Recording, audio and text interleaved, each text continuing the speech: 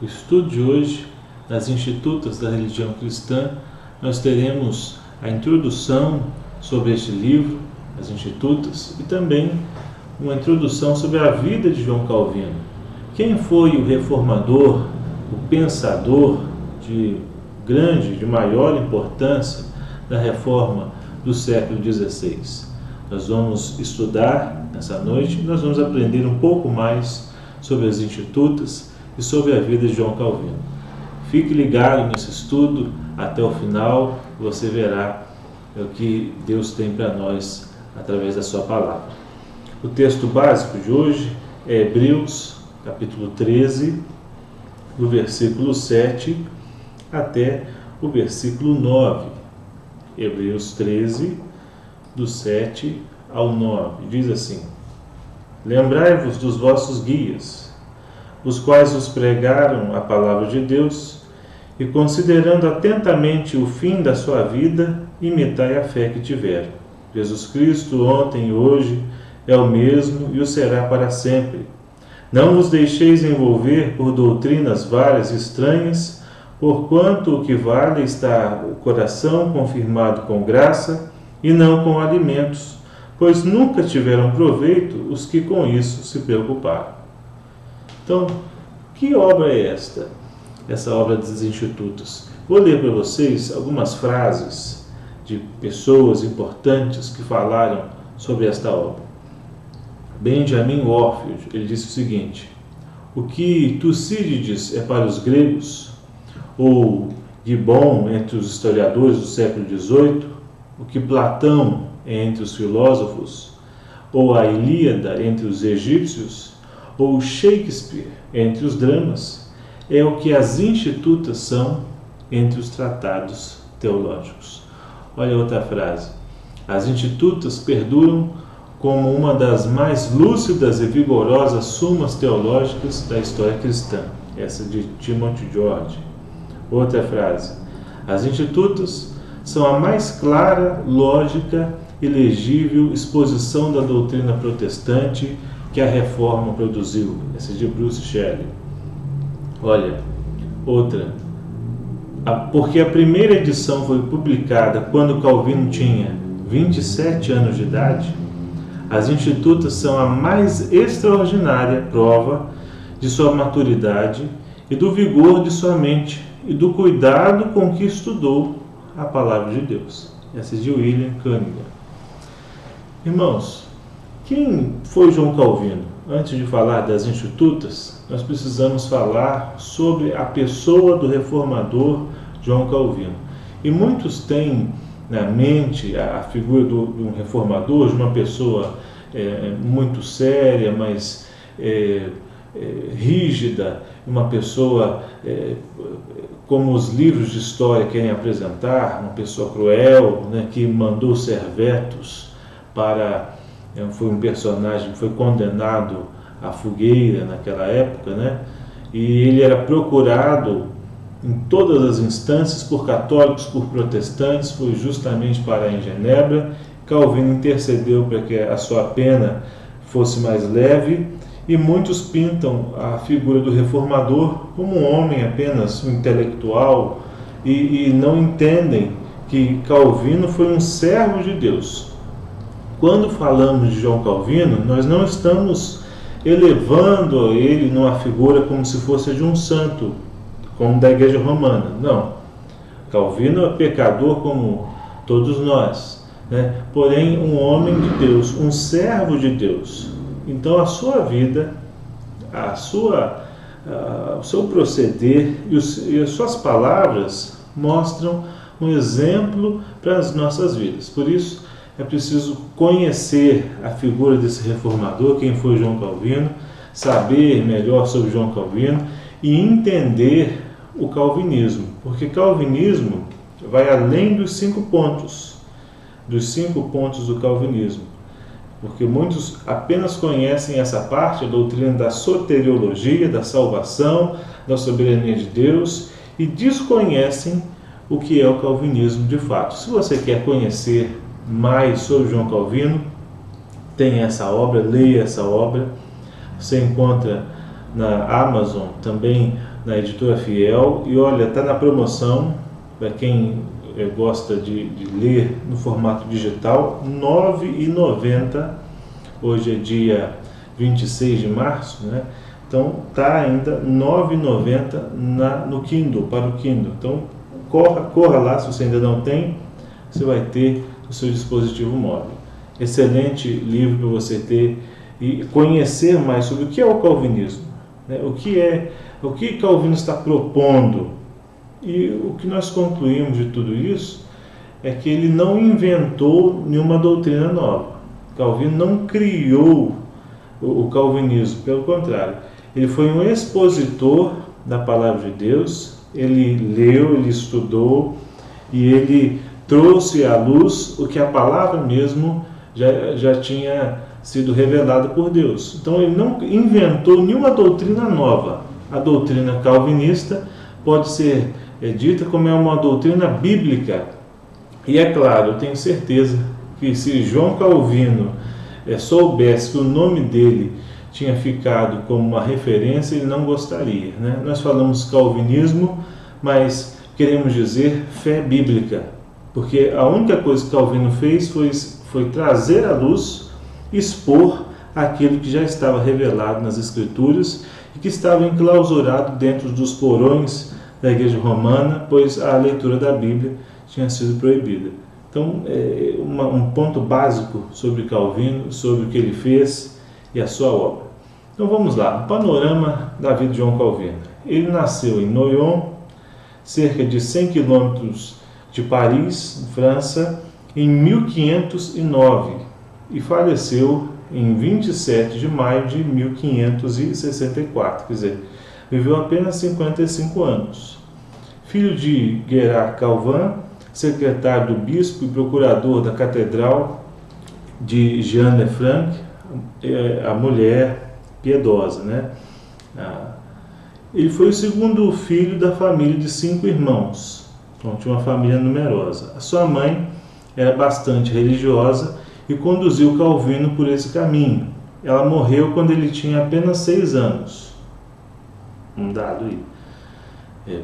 Vamos pensando que Calvino não teve uma vida fácil, né? Muitos acham que os reformadores, né, como Calvino, é apenas um homem intelectual, mas não. Calvino, nós vamos aprender aqui hoje que ele foi moldado pelo sofrimento. Olha só, quando Lutero afixou as suas 95 teses na porta do castelo de Wittenberg, Calvino era um garoto de apenas 8 anos de idade.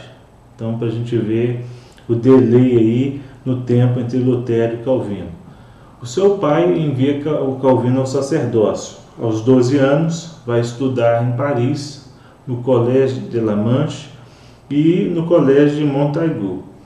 Seu pai muda de opinião e resolve enviar Calvino para estudar Direito.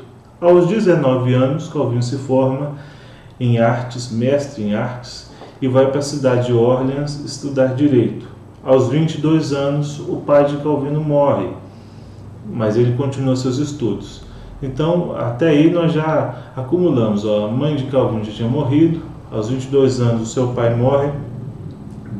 Teodoro Beza registra que em Orleans, Calvino frequentemente exercia a função dos professores, considerado mestre em vez de aluno. O que é dito é que Calvino era tão estudioso, mas tão estudioso que quando os professores não podiam dar aula, pediam para Calvino substituir qualquer um dos professores, né? Então não se sabe ao certo se ele concluiu, né? Alguns dizem que ele não concluiu o curso, porém, mesmo não tendo concluído, os professores ofereceram um título para ele, porque ele era muito estudioso, uma pessoa notável nessa área. A questão da conversão dele, tudo indica que foi entre 1533 e 1534, porque em 1534, aos 25 anos, Calvino renuncia os benefícios eclesiásticos que ele tinha da Igreja Romana, como a bolsa de estudos, e possivelmente o seu primo Olivetan tinha tido participação na sua conversão. Esse primo traduziu a Bíblia para o francês em 4 de junho de 1535. E aí Calvino faz o prefácio dessa Bíblia. Então, embora a sua juventude tenha sido livre, né, de vícios e imoralidades, Calvino se autoimpôs uma rotina muito difícil. Ele fazia uma refeição leve, olha só como que era a rotina de João Calvino, e estudava até meia-noite e levantava cedo para continuar estudando. Teodoro Beza atribuiu esses hábitos à fraqueza do estômago, que mais tarde foi a causa de inumeráveis doenças na vida de João Calvino e da sua morte prematura. Calvino era um homem muito doente, um homem que passou por muitos sofrimentos. Passou 20 anos sem descanso de enxaquecas. Por 20 anos teve enxaquecas. Ele sofreu de artrite, de gota, malária e finalmente, no fim da sua vida, 5 anos de tuberculose. Uma história narra que o médico falou para Calvino assim: olha, é bom você correr, né, andar a cavalo velozmente para acabar com as suas pedras nos rins, né? Mas aí Calvino respondeu: olha, eu não posso porque eu tenho hemorroidas, né? Então, olha só, era um homem com muitos sofrimentos, com uma vida cheia de sofrimentos. Eu tinha perdido o pai, tinha perdido a mãe, né? Várias doenças. Porém, o que mais nos surpreende é que nós não temos no registro das suas palavras nenhuma blasfêmia contra Deus. Pelo contrário, né? Calvino sempre exaltou em todos os seus escritos a soberania de Deus, o poder de Deus, a providência de Deus, e isso mostra como que ele tinha uma vida piedosa. Calvino casou-se com Idelete de Bury aos 31 anos em 1540. Ela era viúva de um pastor anabatista, mãe de 2 filhos. Calvino preocupava-se em casar com uma mulher que fosse piedosa, paciente, para cuidar da sua saúde. E isso ele encontrou em Idelete. Eles tiveram um filho prematuro, batizado com o nome de Jacques, que morreu com 2 semanas. Olha só, né? E outros 2 filhos não sobreviveram. Em 1549, Idelete também morre. Então, isso mostra, né, que o sofrimento na vida de Calvino estava presente. Não teve uma vida fácil. Teve uma vida repleta de provas, mas ainda assim confiou no Senhor. Bem diferente do Calvino que pintam por aí, como se fosse apenas um intelectual, uma pessoa que não se importa com outros. Isso não é calvinismo. Esse calvinismo de internet que muitos estão propagando por aí, e vários pastores se dizendo pastores calvinistas, orgulhosos, pastores prepotentes, arrogantes. Isso não é do calvinismo, porque Calvino não era assim. Não é uma pessoa arrogante, uma pessoa prepotente, uma pessoa que não se arrependia. Pelo contrário, é uma pessoa, um servo de Deus, humilde. Embora teve todos esses problemas, nós encontramos apenas palavras de gratidão nos seus escritos. E ele escreveu mais de 50.000 páginas, mais de 3.000 cartas. Esse livro aqui, As Institutas da Religião Cristã, na verdade é uma carta que ele escreveu para o rei Francisco I da França, porque ele queria que o rei Francisco escutasse a defesa protestante diante de algumas heresias dos anabatistas, né, e outros que estavam fazendo balbúrdia naquela época. E o rei ficou muito irado com algumas coisas que estavam acontecendo e atribuiu aos protestantes, né, alguns cartazes que estavam colocando dizendo que a missa era blasfema, quando na realidade era dos anabatistas. Isso gerou uma revolta ali. Muitos protestantes foram mortos, inclusive 4 amigos de João Calvino. Mas ainda assim, mesmo com o rei tomando essas decisões, você não vê nas palavras de Calvino nenhuma ofensa ao rei, né? como você vê às vezes nos dias de hoje, as pessoas ofendem diretamente os políticos, né? Às vezes presidentes e senadores, mas você vê Calvino, na sua obra, não tem nenhuma palavra de ofensa, pelo contrário. Você tem orações em direção ao rei, você tem orientação, você tem a palavra de Deus sendo proclamada de uma forma maravilhosa, como veremos no estudo desse livro. Então isso já é um exemplo para nós. Calvino, algumas curiosidades aqui. Produziu 200 sermões sobre Deuteronômio. 200. 159 sermões sobre o livro de Jó. 353 sermões em Isaías. 86 sermões sobre a carta aos Coríntios, as duas cartas, né? E mais de 150 sermões sobre Atos. Entre 1555 até 1562, a Academia de Genebra enviou 118 missionários para o mundo. Inclusive, alguns missionários enviados por João Calvino vieram ao Brasil, né? Em 1500, naquela época de Villegagnon, até foi conhecido aqui como o Caim das Américas, né? O traidor Villegagnon, que trouxe pastores protestantes, mas se revoltou contra a fé e se rebelou, e teve aquela tragédia na Guanabara, onde 4 irmãos crentes no Senhor Jesus produziram a confissão da Guanabara e nos mostraram que a fé bíblica deve ser defendida o tempo todo, né? E eles, sem nenhum recurso, sem nenhum livro, sem nenhum outro material, pela sua própria fé, pelo seu estudo, pelo seu conhecimento das Escrituras, produziram ali 4 tripulantes daquela jornada, a confissão de fé da Guanabara, né? Então você pode até baixar, ler, um trabalho belíssimo produzido numa noite, né, num dia, e que foi a prova para Villegagnon usar contra aqueles 4 que foram mortos brutalmente na perseguição, né? Porque ele se rebelou contra a fé. E os pastores que João Calvino enviou retornaram para Genebra, né? Vieram com Villegagnon nessa cruzada, mas não permaneceram. Então, é um fato histórico, isso cabe a um outro estudo. Vamos lá. Por que Calvino escreveu as Institutas? As Institutas foram um trabalho de uma vida inteira. Calvino escreveu os princípios da fé cristã. Essa palavra institutas vem do latim institutio, quer dizer instrução.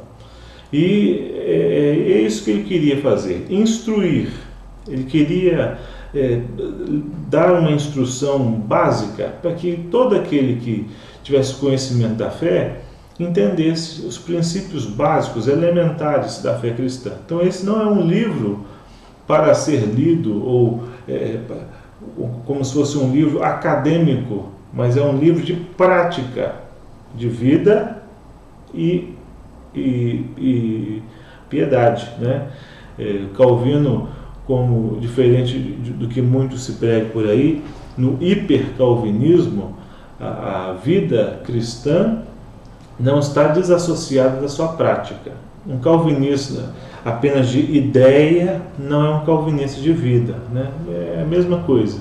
Você diz que é crente, mas você não pratica, você não é crente. Isso é simples notar. Você é crente, você tem fé, acredita, mas você pratica aquilo que você acredita. Esse é o verdadeiro crente. O calvinista verdadeiro também é assim.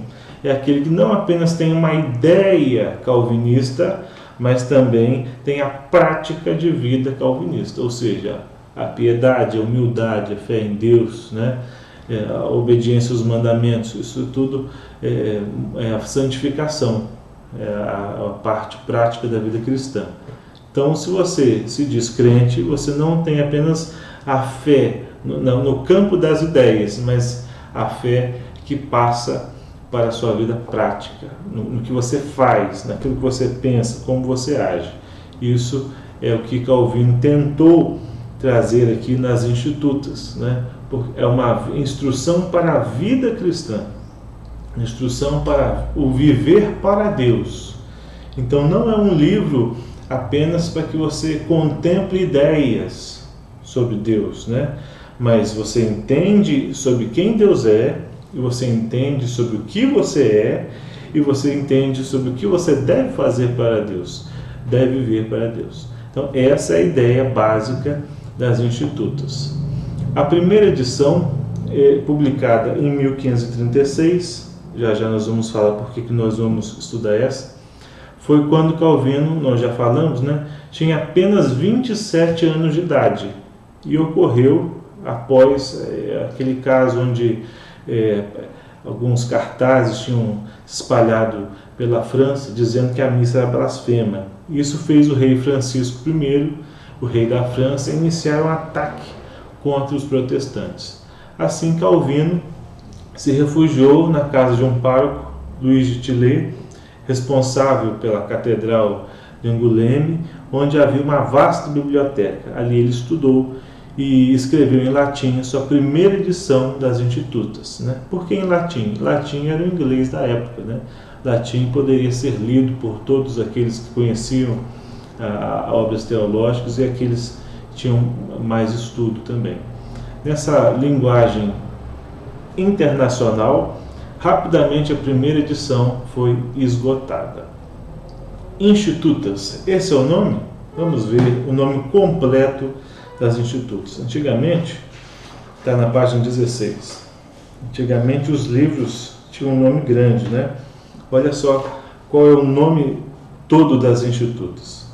Título original: Institutas da Religião Cristã, envolvendo a soma de toda a piedade e tudo mais que se deve saber sobre a doutrina da salvação, um livro digno de ser lido por todos os que zelam pela piedade. Então, repare mais uma vez na ênfase de Calvino, né? A doutrina não é apenas de língua, mas de vida. É isso que ele quis dizer. Não queria apenas ensinar um tratado teológico que ficasse no campo das ideias. Aliás, né, essa noção de teologia só no campo das ideias não é bíblica. Foi criada hoje, né, por aí, por esses teólogos de internet. Muito cuidado com conteúdos que você assiste, pessoas que falam das Escrituras sem um respaldo bíblico e teológico e reformado. Então, busque um conteúdo que seja bíblico, que seja coerente, que seja reformado, e não vá aceitando tudo que você escuta. Hoje em dia nós temos que ter filtros. Muitos podem se mostrar a princípio bons teólogos, depois começam a falar algumas coisas que não têm nada a ver. Então, muito cuidado com isso. Eu vou falar para vocês aqui por que nós adotamos essa primeira edição das Institutas. A editora Cultura Cristã publicou as Institutas em 2 edições. A edição com notas especial de estudo é uma edição da tradução francesa de 1541, que foi traduzida por João Calvino da sua edição do latim de 1539. No português foi traduzida pelo reverendo Odair Olivetti e comentada pelo reverendo Hermes Maia. Então, você pode adquirir na Cultura Cristã, está lá na faixa de R$350, de vez em quando tem alguma promoção. A edição clássica, a segunda edição em português, da edição em latim de 1559. E essa é a obra completa e final de João Calvino. Então, essa daqui é a primeira edição, né? Por isso que é um volume. Se você comprar a edição da Cultura Cristã, são 4 volumes. Por quê? Porque foi a última edição que Calvino lançou. Ele foi, ao longo da sua vida, aumentando, né? Acrescentando algumas coisas que não estavam aqui. Mas você não tem nenhum problema de Calvino em mudar de pensamento. Ele não mudou de pensamento, ele apenas acrescentou durante essas outras edições mais conteúdo. Por isso, esse conteúdo aqui você pode ver nas outras edições, né?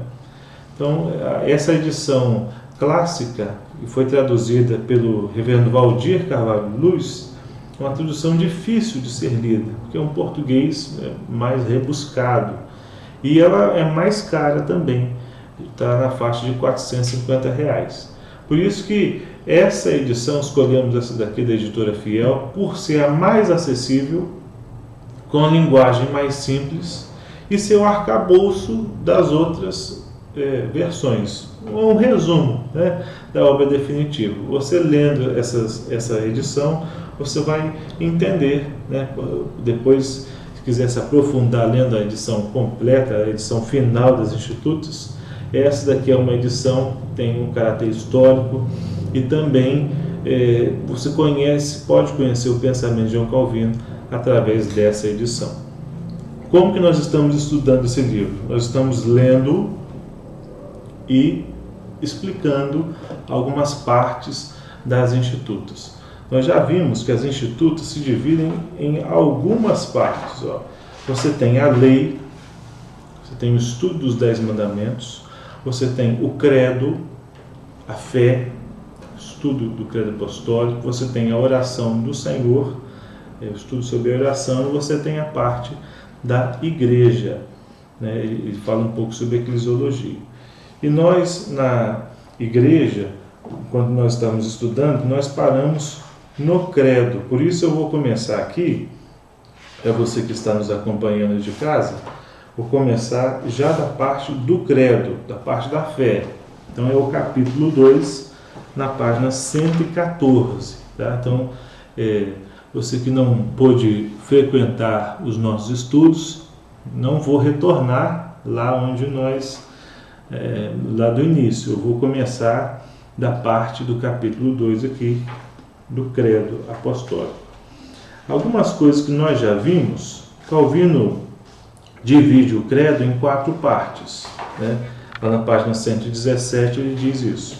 Ele diz assim: esse é dividido em 4 partes, das quais as 3 primeiras foram devotadas às 3 pessoas da Santa Trindade, o Pai, o Filho e o Espírito Santo, e a 4ª parte explica o que retorna a nós dessa fé em Deus, o que havemos de esperar. Então, primeira parte do credo, o Pai, segunda parte, o Filho, terceira sobre o Espírito Santo e a 4ª sobre nós, sobre a igreja.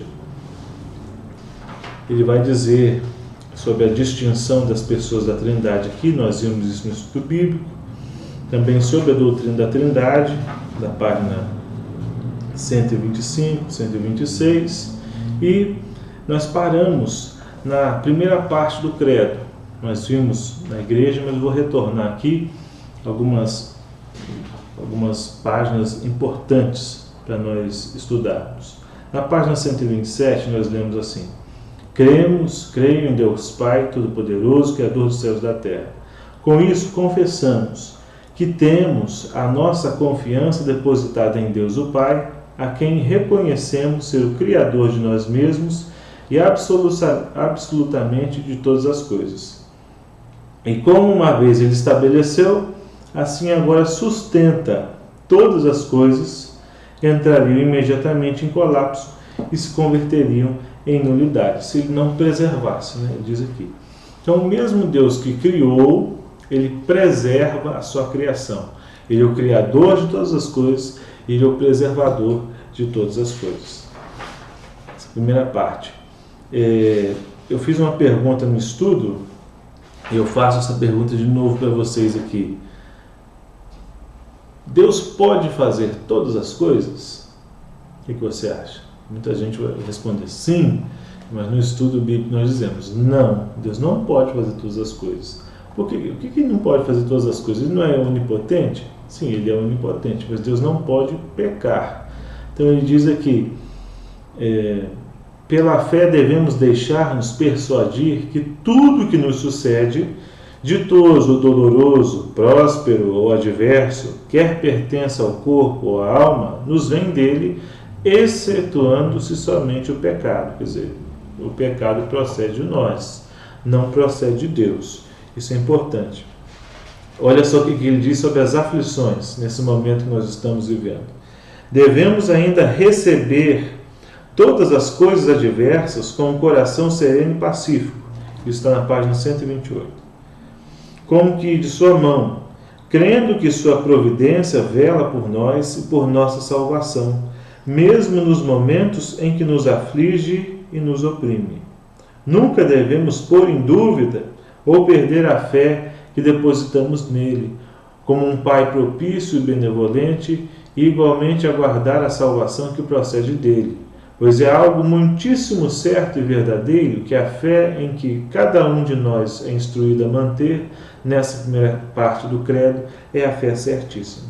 Então, devemos receber com fé todas as situações adversas, sabendo que vem da providência de Deus, né? É isso que ele está falando. Na segunda parte do credo, nós vimos também no nosso último encontro aqui na quinta-feira, nós vimos que ele fala sobre Jesus, sobre a distinção da pessoa de Jesus com o Pai, a doutrina da Trindade. Há um só Deus que subsiste em três pessoas, o Pai, o Filho e o Espírito Santo. Ele vai dizer isso, ou seja, o Pai não é o Filho não é o Espírito Santo não é o Pai. Mas os três são um. Ele vai explicar a doutrina da Trindade, né? São três pessoas, mais uma essência, né? Três subsistências, três pessoas subsistindo, né, na Trindade. Então ele vai falar sobre essa doutrina, a palavra correta, né, subsistência, e ele vai tratar sobre isso aqui nessa primeira parte que nós já vimos no estudo. Passando agora para a página de número 140, né? Foi o último ponto que nós paramos. Eu perguntei aqui na igreja, você que nos acompanhou nos estudos deve se lembrar da pergunta. Jesus, quando diz no credo apostólico, desceu ao Hades, Jesus foi ao inferno? O que você acha? Jesus foi ao inferno? Teve que ir no inferno? Tem até uma música do Diante do Trono, né? Jesus foi lá para tomar uma chave da mão do diabo, alguma coisa assim. Isso é certo? O que você acha sobre isso, né? E alguns usam dois textos para falar sobre isso, um texto de Pedro e o outro texto de Efésios, né? Vamos trabalhar aqui e ver a resposta que Calvino traz, que é a mesma da palavra de Deus. Efésios capítulo 4 é um dos textos que as pessoas usam para dizer que Jesus teria ido ao inferno. Mas será que diz isso? Efésios 4, no versículo 9. Olha só o que ele diz. Ora, que quer dizer subiu, senão que também havia descido até as regiões inferiores da terra. E agora? Jesus foi ao inferno, descido até as regiões inferiores da terra? Não, né? Essa expressão, o que o texto está dizendo aqui? O primeiro versículo 8, né, diz: por isso diz, quando ele subiu às alturas, levou cativo o cativeiro e concedeu dons aos homens. Ora, o que quer dizer subiu, senão que também havia descido às regiões inferiores da terra. Então ele está comparando o céu, a glória, à terra. Jesus subiu à glória e ele desceu à terra. Então, terra em comparação ao céu. Não está falando aqui de inferno. Aqui não, esse texto é descartado, né? Não podemos dizer de forma nenhuma que esse texto se refere ao inferno, senão à terra, né? Então, o contraste do céu à terra. Então, esse texto não prova nada. Outro texto é de Pedro, que fala que Jesus pregou aos espíritos em prisão, né? E muitas pessoas falam, está vendo? Então ele foi no inferno. Não tem nada a ver. Os espíritos aprisionados aí éramos nós, né? Que estávamos aprisionados no nosso pecado, e eis que a salvação em Cristo veio por meio dele e agora por meio dos apóstolos, né? Então é isso que ele fez. É isso que ele fez e faz. Ele nos liberta da nossa prisão espiritual. Então não tem nada a ver com inferno. Olha só o que Calvino diz sobre o desceu ao inferno, nessa parte do credo, ou desceu ao Hades.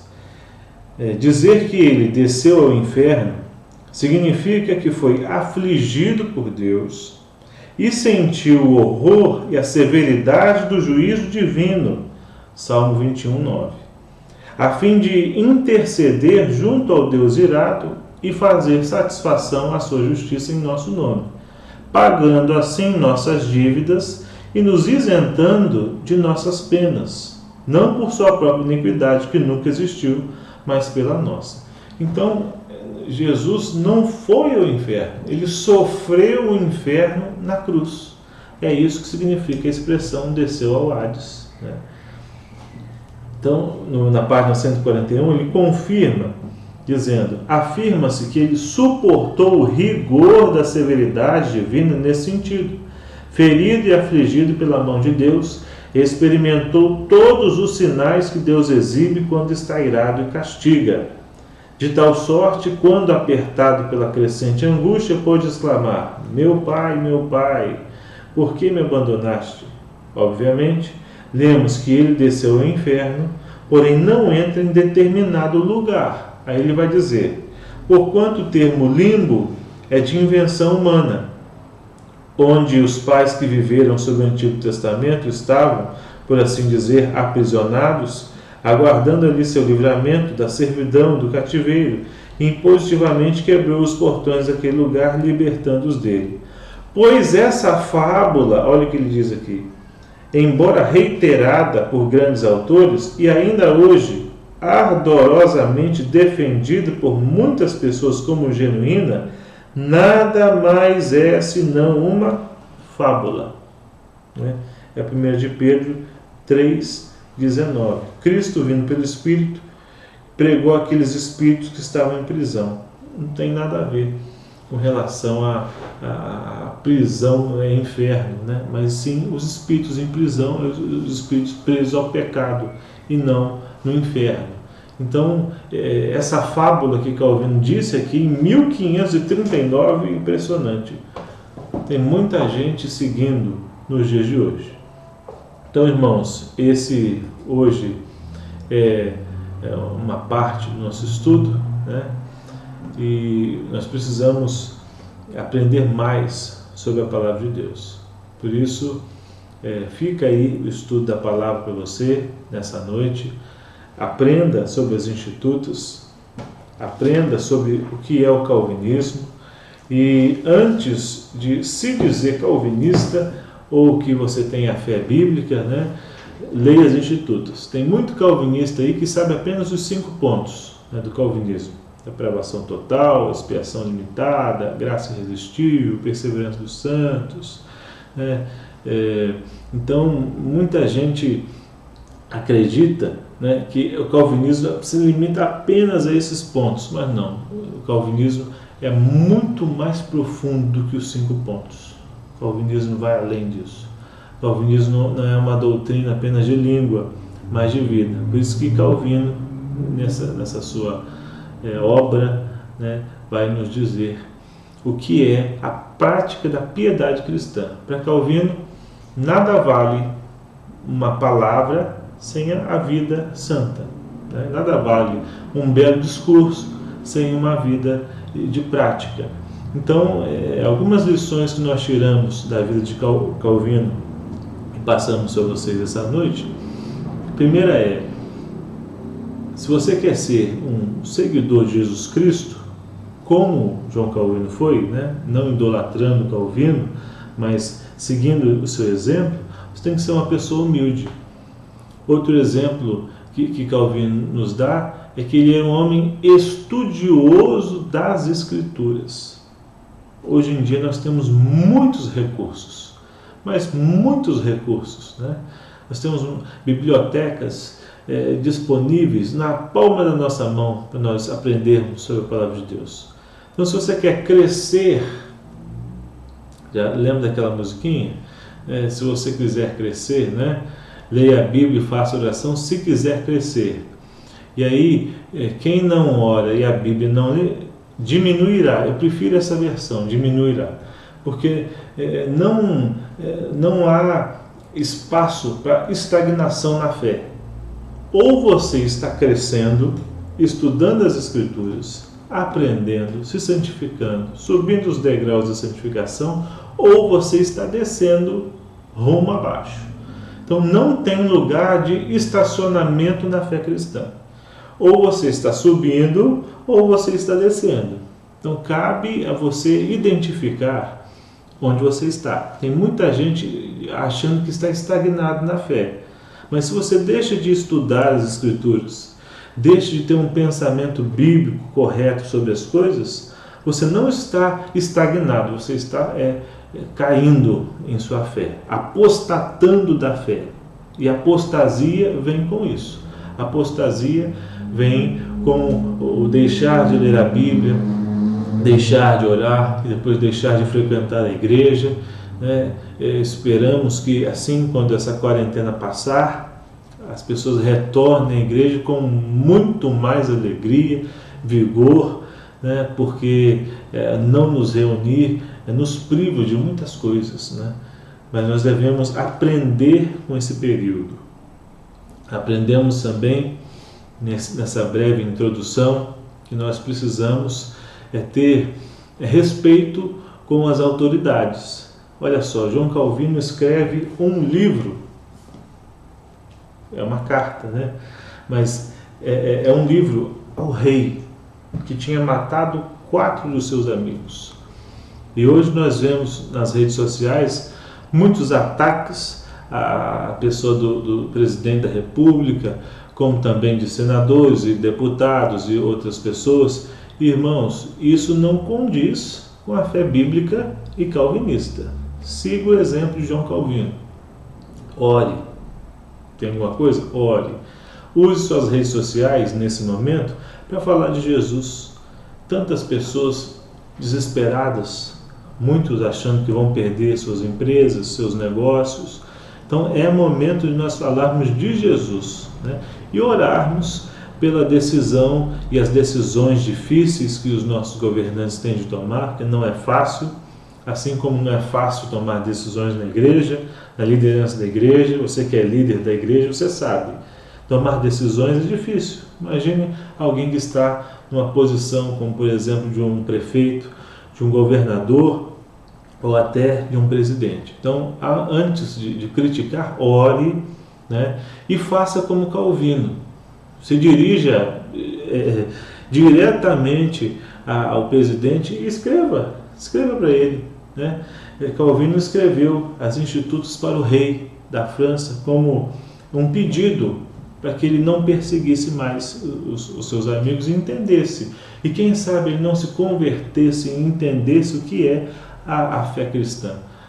Faça isso também, evangelize, fale de Jesus, ore, e você vai estar fazendo muito mais do que muitas pessoas na internet. Não use as palavras para ofender. Aprenda com Calvino. Use para instruir. Ele usou todos os seus recursos da sua vida para instruir as pessoas. Isso aqui é uma instrução. E dizer que é uma breve instrução. A última versão das Institutos, em português, nós temos 4 volumes. Então, é algo que nós aprendemos também. Na fé cristã, nós sempre estamos aprendendo. Outro princípio que fica nesse estudo de hoje: se você acha que já sabe tudo, você não sabe nada.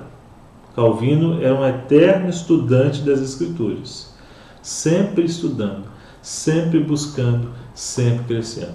Se você acha que já sabe o suficiente e não precisa ser ensinado, você não sabe, você não entendeu, você ainda não é humilde. Então, vamos seguir o exemplo desse servo de Deus. Não é nenhum santo, não é uma pessoa elevada, não podemos dizer que é uma divindade de maneira nenhuma, só a Deus a glória. E Calvino falava isso nos seus estudos, mas era um servo de Deus. Precisamos reconhecer o papel importante desse homem na história da Reforma e até hoje. Você lê uma confissão de fé de Westminster, você lê outras confissões reformadas, e o que nós estamos lendo aqui está exatamente nas confissões, né? Calvino não inventou moda, novamente. Ele não inventou essas doutrinas. Ele simplesmente abriu a Bíblia e expôs, trouxe essas doutrinas como elas mesmas se apresentam nas Escrituras. Esse é o trabalho de todo pregador, não é inventar moda com texto, né? Agora nós temos alguns pregadores calvinistas que se dizem calvinistas na internet, fazendo algumas comparações, né? Outro dia um rapaz aí falou que a mulher virtuosa é a Capitã Marvel. Muito cuidado com essas coisas, né?